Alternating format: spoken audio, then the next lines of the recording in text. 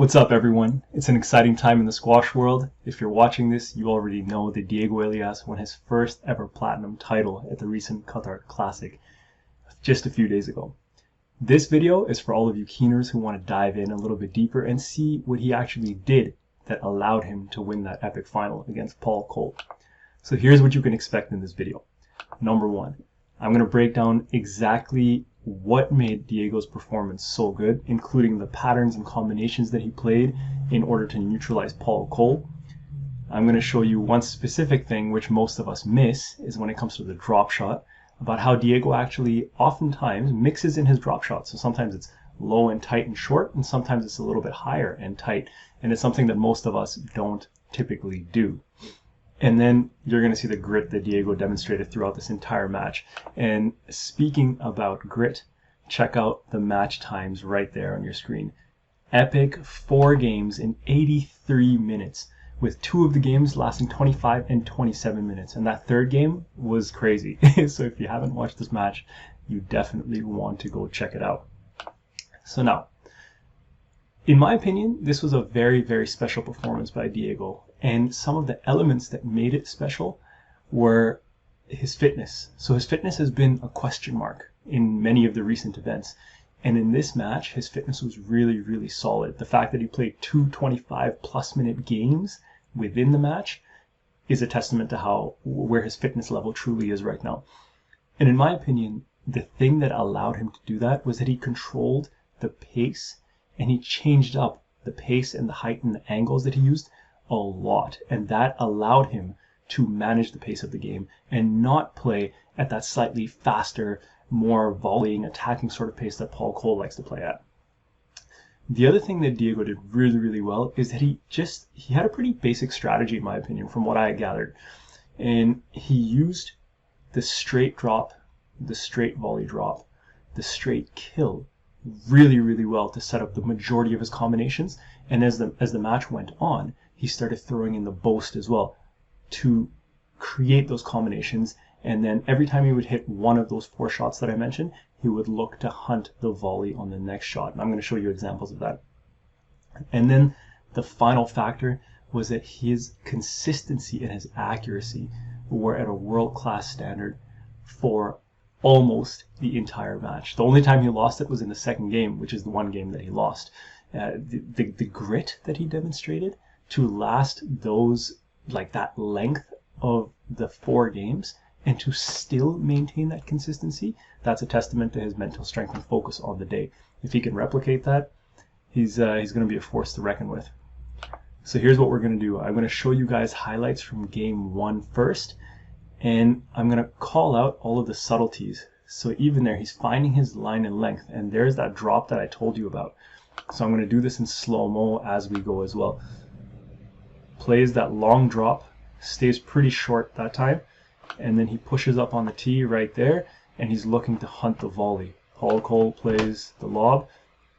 Diego hits to what would be the open space because, and now here's where subtleties come into play. A lot of players would be trying to hit like a hard finishing shot over here, but Coll has already recovered to the tee. Diego is actually fairly deep into the court, so if he hits it hard, it's going to come back to him faster, which means that he might not be able to clear in time, and it could result in a stroke. And the reason for this situation is because Coll's defense was actually quite accurate. He used a lot of height, which forced Diego into the back of the court. So from this position, you'll see Diego hits more of a rallying length, where the ball actually gets to the back of the court, bounces off the back wall. It gives him time to get back to the tee, and Coll will get the ball, but that's okay. Diego's mind, he did that deliberately. So let's keep going from here. You guys are again really, really tight on that side wall, on both side walls actually. It was a really, really high quality game. There's a squeeze by Coll. The attack isn't quite good enough. Diego's again changing the angles. Coll is also hitting very accurately. Playing the game he likes to play, which is volley and keep his opponent behind him. And then Diego plays that long kill and finishes with the nick. So let's show you that combination again. So here's again, one of those 4 shots I mentioned. There's that long kill.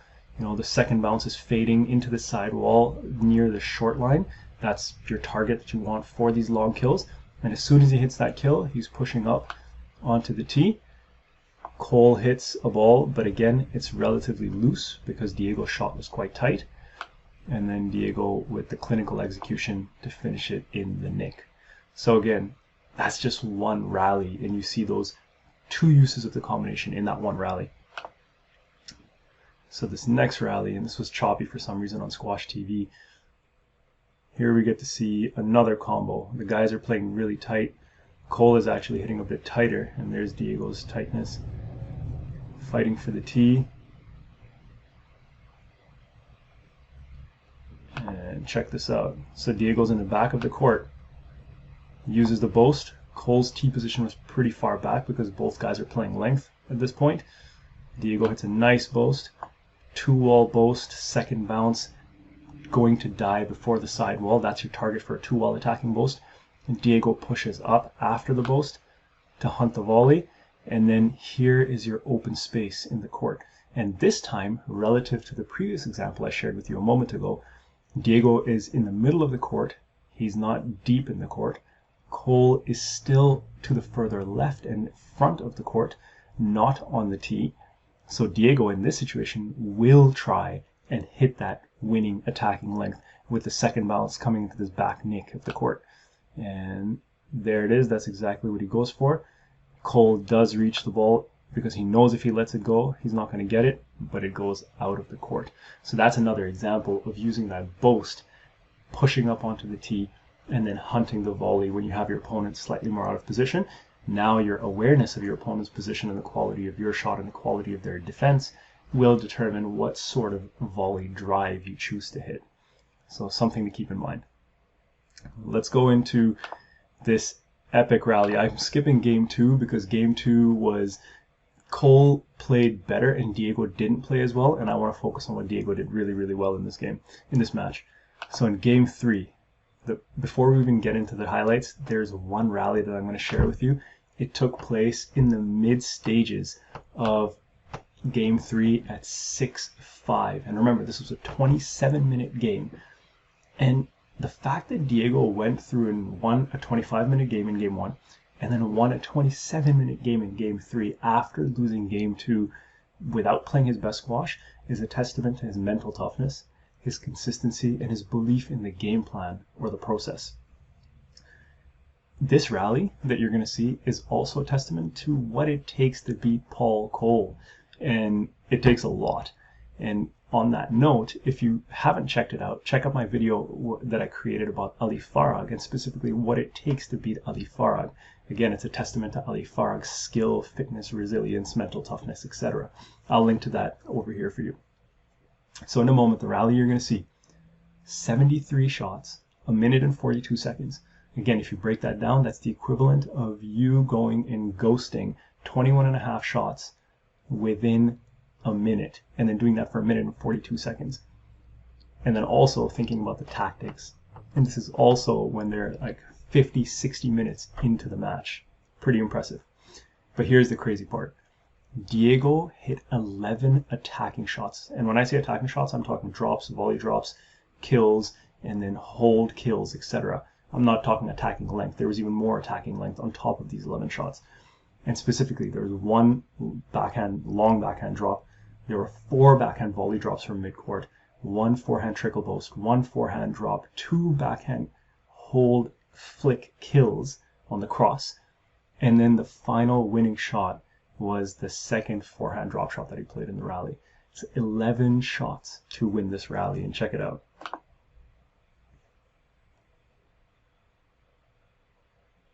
Starts, as always, trying to squeeze the opponent in the back of the court. Both guys are doing well. Coll is volleying. That's a good line by Diego. And there's that high drop that I talked about. So over here, Coll plays this ball. Diego goes and plays this high drop. And you notice how tight it is to the side wall. The idea here is that it's not like he hit it a foot, 2 feet above the tin, but it's so tight to the side wall that Coll has no choice but to hit straight. And you can see that as a result of Diego's tee position. You can't tell from this angle, but he's literally beside the service box. because he knows that the cross court is not really an option, or it's maybe a 5% option for Coll to hit cross, 95% chance that he's going to hit straight, so Diego can cheat over to the left side of the court. So Coll has to defend accurately. He just catches the little joint in the front, and as a result, Diego can jump on the volley. And that time Diego had a nice hold where he showed the cross court nick, and that's why Coll stuttered for a second, and then he moved back for the ball. So that's an example of the long drop that I mentioned earlier in the video. Another good line by Diego on hunting the volley. You know, similar pattern to what we just talked about earlier. Hunting again with the squeeze, and then playing the ball straight down the wall. Another high drop, so check this one out over here. So this one is on the forehand, obviously.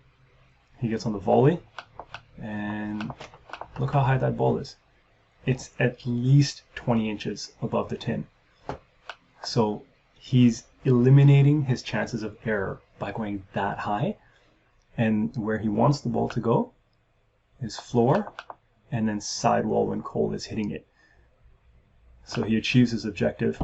Coll manages to get the angle out of it, which is really, really cool. Testament to his skill. And then the guys are back in rally mode again.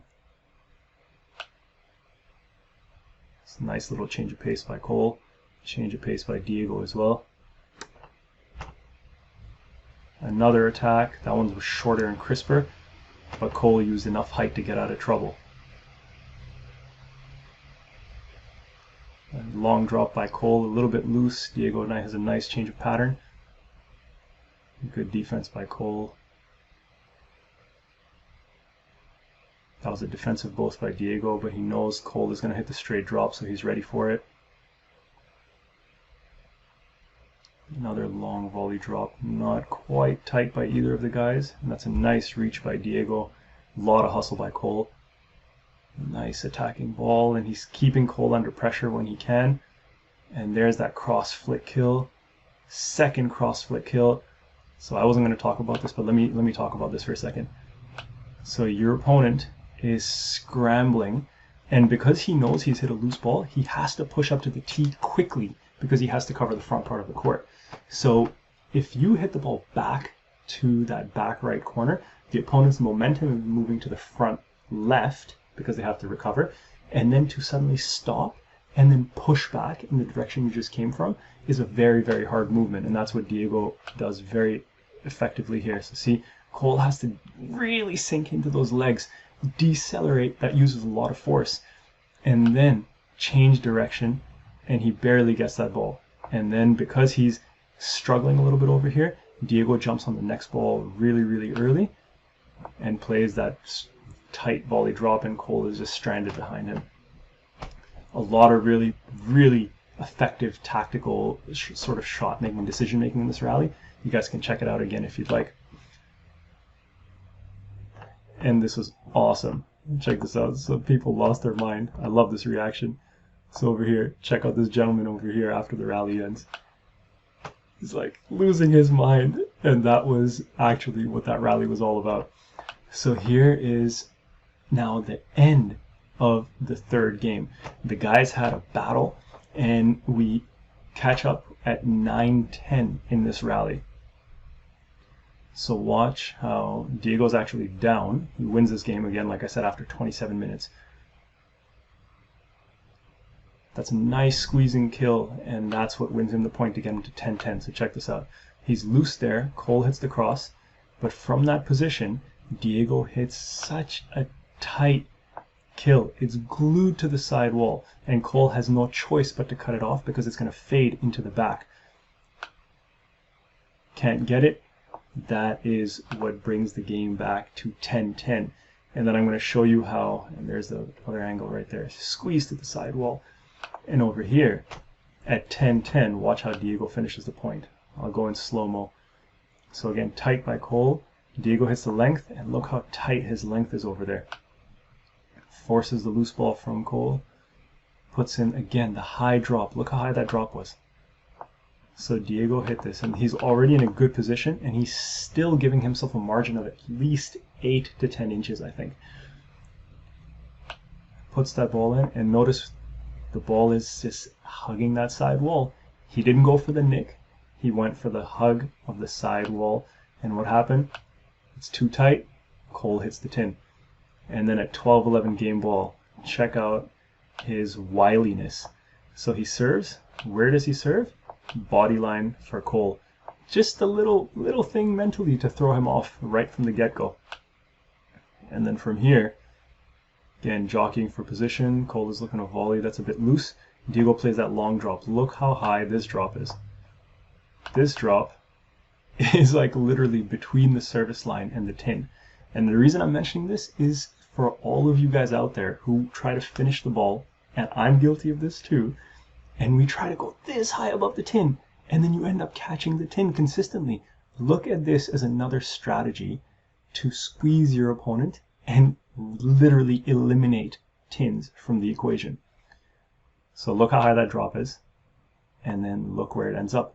It's glued to the sidewall. The other thing this does is your opponent is going to expect a drop shot. So their movement is going to be going forward, and then all of a sudden the ball is coming deeper, so they suddenly have to stop. And look how awkwardly Coll is hitting that, because his momentum is going forward, and he's like, oh crap, I have to stop and get this, and now he's cramped and he's hitting the ball behind his body, even though he could have technically been in a much better position to hit it.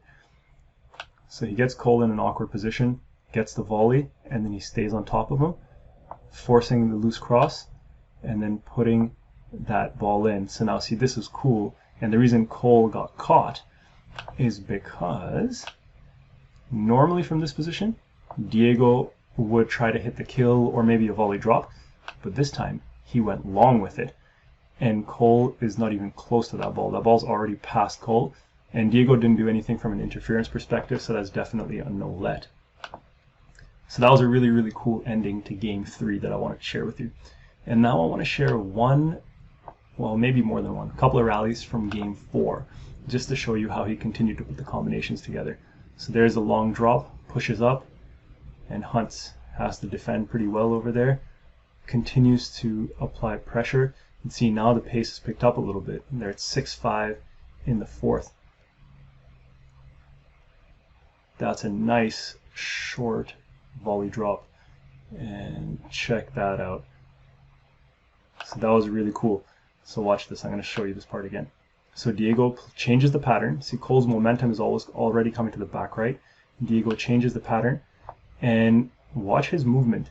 He knows that Coll's under a bit of pressure, and odds are, and this is where awareness and reading your opponent comes into play, odds are that Coll's going to play that straight drop on the backhand. So what does Diego do? And I don't recommend this. He didn't split step. This is only because he knew in his mind for a fact that Coll was playing that drop. He didn't split step, and he read Coll, and he went right through, got on the ball so early, and then used his technique to snap that ball down the wall, and he took it a bit early. So check this out. Look at the position over here. If Diego takes the ball a bit in front, and he snaps with that forearm and the wrist, Coll cannot see the ball because Diego's body is in the way. Imagine here, and then I'm behind. You can't see my face because there's something in the way. That's kind of the same pattern of the ball. Everything is lined up perfectly. If Diego hits that ball in front diagonally at a 45-degree angle, that's exactly what he did over here. And he got on it early, and Coll cannot see it until the ball is past Diego. Coll's fitness and athleticism allowed him to recover, but kudos to Diego for also hitting that perfect length. Now the next piece I want to show you is here at Championship Ball. And so fitting that the winning cross that Diego hit there, the ball was squeezed to the sidewall, and Coll could not pick it up off the sidewall. Again, a testament to how accurate his fundamentals were in this match. So ladies and gentlemen, as always, if you like the video, give it a thumbs up, leave a comment, subscribe to the channel if you haven't. Please share it with a family or friend that you think might enjoy it. I love the community that we're developing, and I hope we can celebrate with all of the South American fans, because this is a huge first for Diego. So congratulations. All right, guys, I'll check you guys in the next video.